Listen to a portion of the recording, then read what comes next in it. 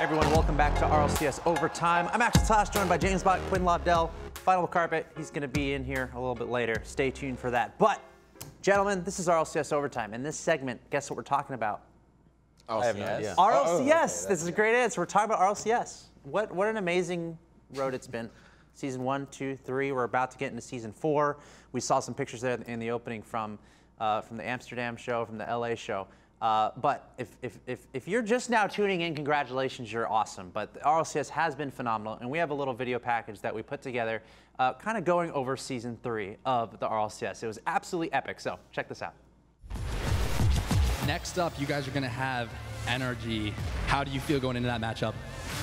Well, NRG is pretty good at losing the first round. NRG in the wall, can he double tap it down? It goes in!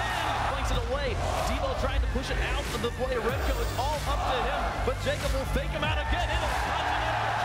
Sweeping Northern Gaming. They'll move on to the upper bracket. For the first time in LAN history for NRG, they finally take down a European team.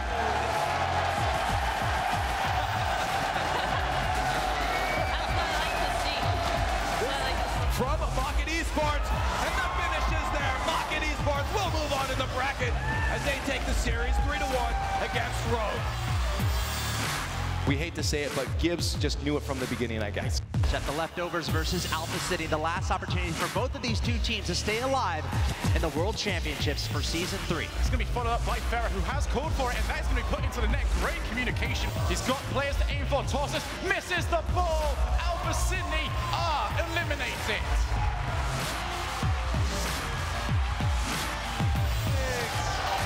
What is this? Greasy trying to steal Jacob's thunder. Screenplays. They pull out the demolition. It's a 3-goal game. Here Cooks are up towards Greasy. The shot, it does not need Greasy. It goes in. 1-goal game. Fireburner just has to kill it, but he pumps it high. Garrett G will follow through. He'll let it touch.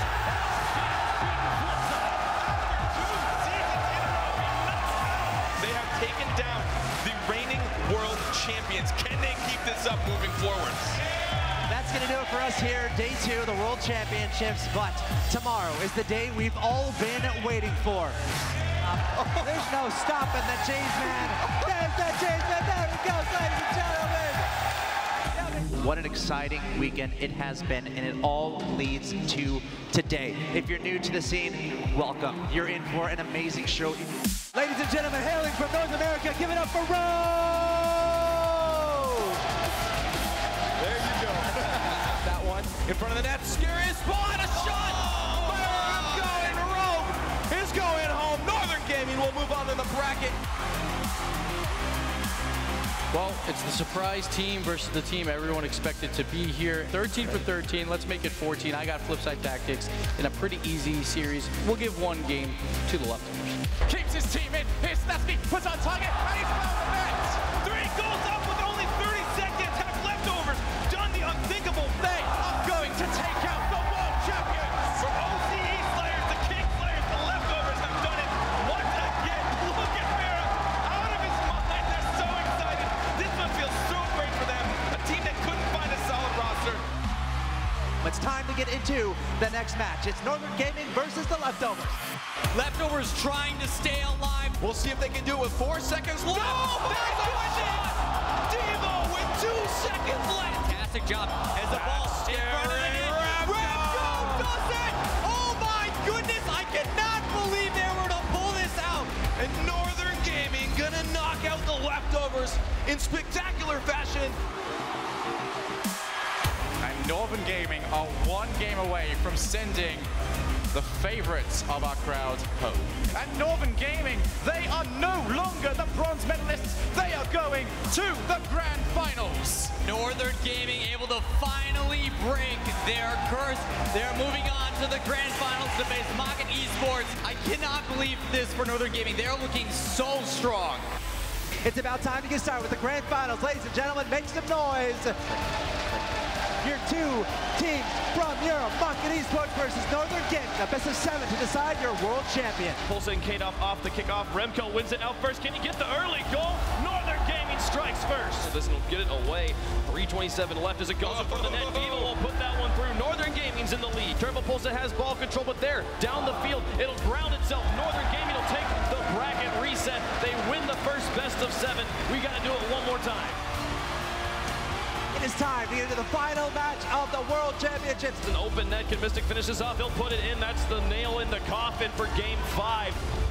Redco gets the Savior medal, but it doesn't matter. Saves don't win you games. Mocket eSports 1 game away from being the champions of Season 3.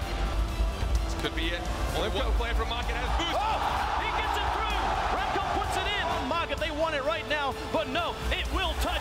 We will have Game 7 in our second best of 7. Turbo Pulsar will take another one into the net. Can Devo be there? He puts it through! The 1-2 pass again strikes, and Northern Gaming has the lead. Put it through, cannot make contact. Redco to shut it down. Will it touch? Fairy Peak carries it high. One goal can still tie the game, but Devo will let it touch, and Northern Gaming has done it when they could not for the last 2 seasons. The world champion here in Los Angeles.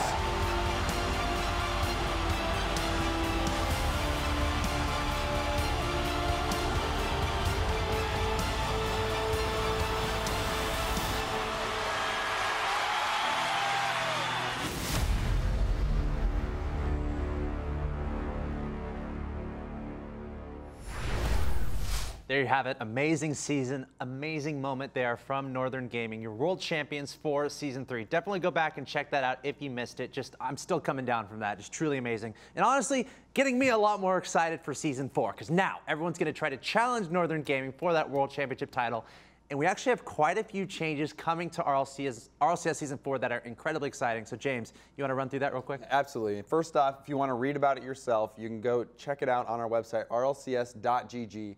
We made a post there that outlines all the changes coming to Season 4. But the overarching theme is stability. We really want to increase the amount of stability in the league because it just helps the players primarily. It helps the organizations that want to get involved in the league, and also the fans.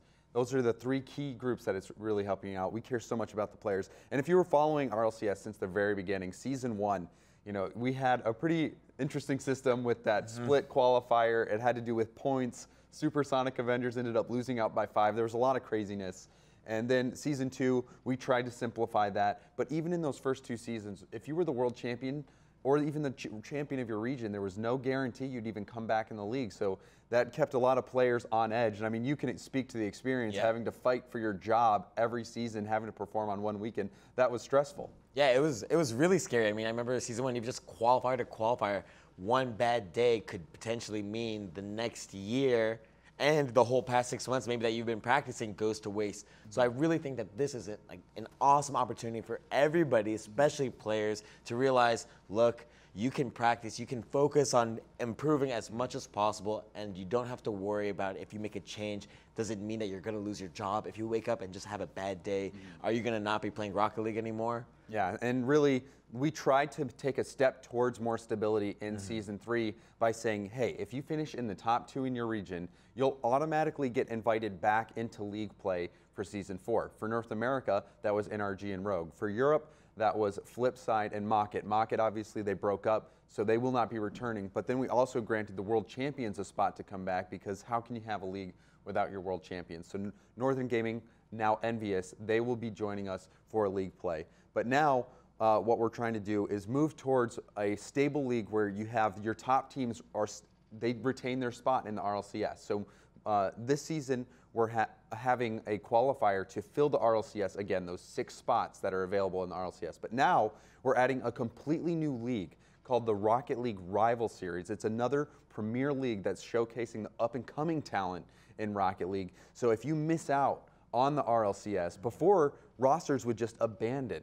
If there's no hope, what am I playing for? I didn't make the RLCS. Now you make it into the RLRS. And moving forward, that's how you will get into the RLCS, through a promotion relegation. The bottom 2 teams from the RLCS will have to play the top 2 teams from the RLRS, and that will determine who will be in the RLCS next forward. And Carpet will be breaking all this down. It might sound a little bit confusing. Read the post. Carpet's going to cover it in more detail. But again, with this increased stability, we're going to see more big organizations like Envious, NRG, all these organizations that have picked up the best teams in the league. Now, that's going to be, the love will be spread out even more, because teams, once they're in the RLCS, you're at least guaranteed a spot in the RLRS, even if you finish in the bottom 2. But you'll be coming back next season if you finish in the top 6. And as a fan, that's so important, because I want to be a fan of, you know, like a flip side. These guys who have been together forever. NRG, I love seeing the same players playing. The history that they build together is because they stay together. And with this move, we hope that brings the stability to encourage rosters to stay together, because they will have a good shot at coming back. They'll feel more secure, not like they're fighting for their job every season. Right. I think it's a great opportunity for players, like you said, to make changes and even consider, play style changes, excuse me, and to consider working through issues as opposed to just restarting from fresh. This is I think this is going to really solidify rosters as a whole. People are going to be looking to make smaller changes instead of just revamping. Yeah, and as a fan, you must be excited about that, because you know that your favorite teams are going to be hopefully sticking around for a while. And then another big thing we're doing this season, this is our transition season. You know, we're still running that qualifier system. We're actually running 4 different open qualifiers that will play into a 128 team play-in that determines, you know, who's going to the RLCS, who's going to the RLRS. But we're actually having community groups power those qualifiers. So we're trying to bolster the community and really give them an opportunity to say, hey, we run tournaments, we can run this qualifier, you should check out everything we do on a regular schedule, but now we're getting to play our part in the greater RLCS ecosystem. So we're very excited about all the changes. Again, rlcs.gg, Reddit, you can go read up on more about it. But we just, we're very happy with these changes, and we really hope that this has a lasting positive impact on professional Rocket League moving forward. Yeah, awesome to see. Thanks, James, for that rundown. I know it's a lot to digest, but remember, your source is rlcs.gg for all that info. And also, we got Finable Carpet standing by to break this all down with a little bit more detail. So Finable Carpet, take it away. Thank you, Axel Toss. So clearly, Season 4 is a little more complex than previously. And honestly, for seasons prior to this, it was pretty simple. You sign up, you're in a big tournament. Did you do well the first time? Okay, you play the next weekend. Did you do real well again? Now you're in league play. And then from there, you either make it to LAN or you don't, and then you have to requalify. A lot of teams are waiting around all season. But things have been changed, and I want to show you guys the roadmap. As an individual team or as an individual player, what does your path look like when you add to qualify? Remember, this is open. Anyone can do this.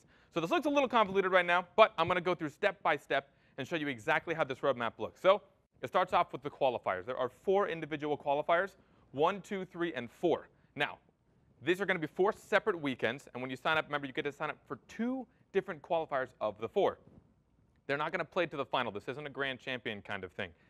However many teams play, they're going to just whittle it down to the top 32, and then they're done. They've made it, and they've pushed it further. They've pushed 4th, whichever word I choose to use. Hopefully, you guys are a little more confident in your gameplay than I am in my word choice. Anyways, you're going to play in the qualifiers. These are 4 separate weekends, and the top 32 of each one are going to move into a double elimination bracket. Now, this is going to be your main qualifier. All 32 of these teams are going to be in a giant bracket together, the top 128, and they'll be just combating to try and make it to the highest seed. Now, originally, only the top 8 would move on into the RLCS, and everyone else just had to sit around and wait. But things are a bit different now. So moving forward, we're going to get to see the top 8 seeds. Now, this might be different for the region that you're in, because right now there are 2 slots for North America and Europe taken up by automatic buys. So this is technically going to be the top 6 seeds moving in forward. And then the next 8 from there. So it'll be 9 through 16, maybe a little bit higher, given the fact that 2 people aren't going to make it, will get an automatic seed into the Rocket League Rivalry Series, their Rival Series. Now, this is a pretty big deal. Now, instead of teams having to wait all season to be able to make it for the next season, maybe it's for Season 5, Season 6, instead of having to wait around, maybe you lose your team roster, this keeps rosters together. This keeps a lot more consistency on the teams that might not make it into the RLCS. Now, moving forward, we're going to watch a league play happen.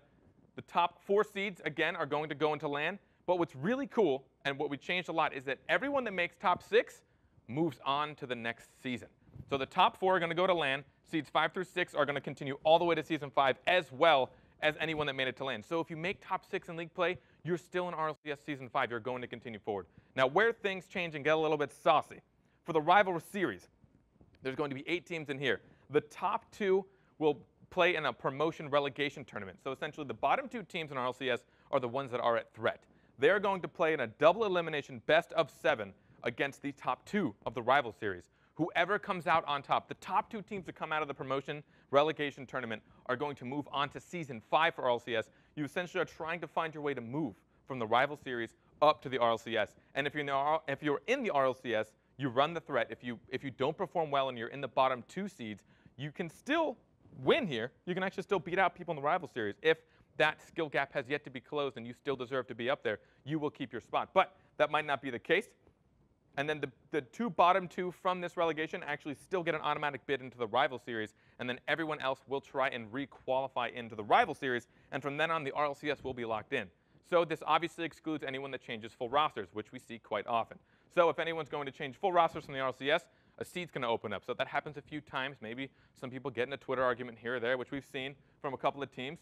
They might break up, and it'll open up some more seats for maybe someone in the rival series to move up, and then people in the major qualifier to then make it to the rival series. So the big complication, or I guess the big fear for these teams in the RLCS, is that if you do break up, it'll take you 2 seasons to get back, because you're going to have to make it into the rival series, and then go through the whole season, and then get promoted back into the RLCS. This should hopefully get some stability on some rosters, also make for some exciting things, and we'll see a lot of new faces coming through. But I know that it's really complex sometimes to find the information of where do you sign up, how do you do it. I know you could probably just do some Google searching, but sometimes you get some weird stuff, maybe a couple of weird posts on some websites. So I'm going to show you how it works. It's super simple, literally 2 steps. You're going to go to rlcs.gg. They just revamped the site. It looks really nice, pretty sick stuff. Everything is there. And you see bright orange box right up top, register now. You're going to click that, and it's going to send you to smash.gg. This is where you're going to sign up as an individual player. You're going to press the big green register button, and then just follow the instructions from there. You're going to sign up as an individual player. You're going to make a team, get all your roster on that team, and then make sure you pick the select dates. Now, dates are going to be a pretty big deal for this. It used to just be one big weekend, and that was it. Everyone just signed up. Everyone played at the same exact time. But remember, there are 4 individual qualifiers now for the North American and European region. So you want to make sure that you get the right dates for your team. You want to make sure you talk to your teammates. Here's all the dates that are available for each region. You have North America, you have Europe, you have Oceania.